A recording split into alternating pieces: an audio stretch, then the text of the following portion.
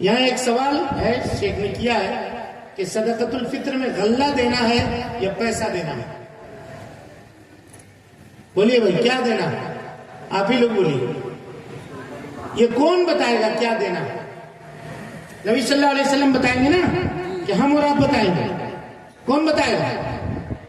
تو ہم دیکھیں گے کہ نبی نے کیا دیا اپنے زمانے میں. تو نبی صلی اللہ علیہ وسلم نے اپنے زمانے میں مختلف چیزیں اس کے اوپر رکھی. فرض رسول اللہ صلی اللہ علیہ وسلم زکوٰۃ الفطر صاع من طعام، ایک سا کھانا، ایک سا جو، ایک سا پنیر، ایک سا کشمش، یہ متعین کیا ہے. سب کی قیمت الگ الگ ہے. سمجھ میں آ رہی بات؟ سب کی قیمت الگ الگ ہے. کرنسی اور روپیہ اس وقت بھی موجود تھا کہ نہیں؟ ابھی بات ہوئی نہیں ہوئی. درہم و دینار تھا یا نہیں تھا؟ موجود تھا. باوجود اس کے اللہ کے نبی صلی اللہ علیہ وسلم نے غلہ نکالنے کا حکم دیا. تو غریبوں کے اور مسکینوں کے زیادہ ہمدرد شریعت ہے یا ہم ہے؟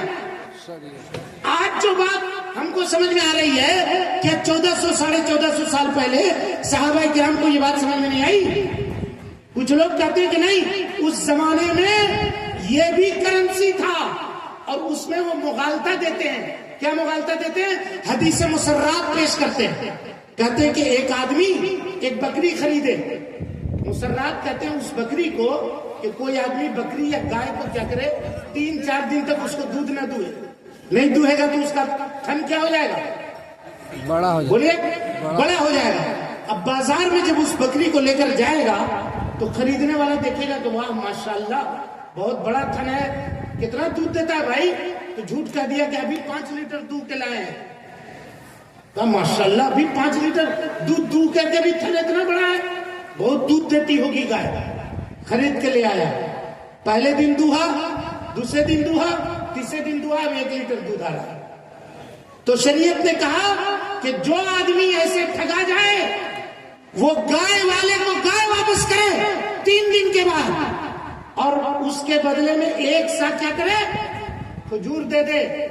تو یاران طریقت نے اس کو کہا کہ دیکھو اصول ہے کہ نبی کے زمانے میں پیسہ کے بدلے میں کیا چلتا تھا.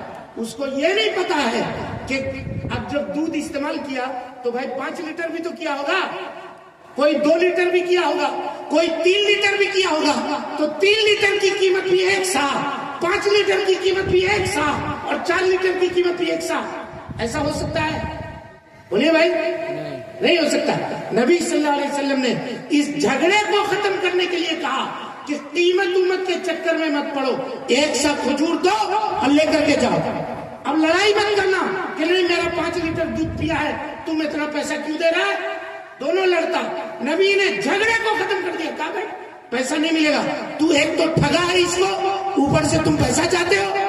1 سا کھجور ملے گا، چاہے 50 لیٹر تمہارا دودھ اس نے پیا ہوگا، 1 سا کھجور دے گا، وہ لے کر کے جاؤ. تو ان لوگوں نے کہا کہ دیکھو نبی کے زمانے میں یہ چلتا ہے. تو نبی کے زمانے میں پیسہ بھی تو تھا کہ نہیں تھا بھائی؟ حضرت بلال، صحیح مسلم کی روایتیں سنیے.